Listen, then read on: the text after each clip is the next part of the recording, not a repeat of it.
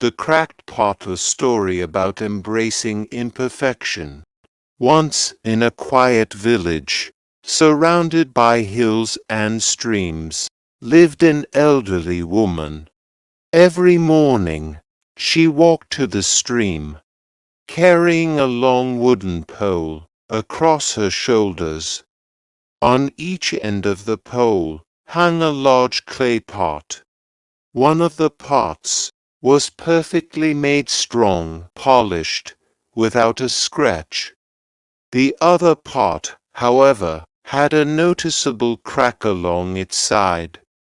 Day after day, the woman walked to the stream, filled both pots with water, and carried them home along the dusty path.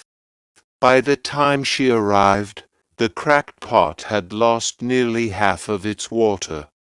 For 2 full years, this went on.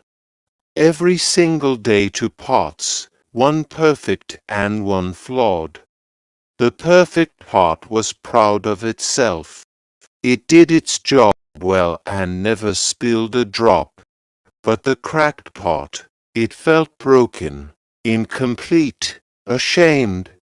One morning, as the woman filled the pots by the stream, the cracked pot finally spoke quietly and with sorrow.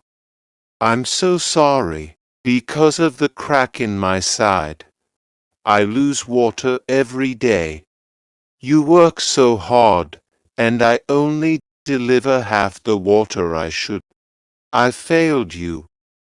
The woman smiled, not a hint of anger or disappointment in her eyes. "My dear pot, have you noticed something? There are flowers growing only on your side of the path, but none on the other side. I've always known about your crack, so I planted flower seeds along your side of the trail, and every day, as we walked home, you watered them.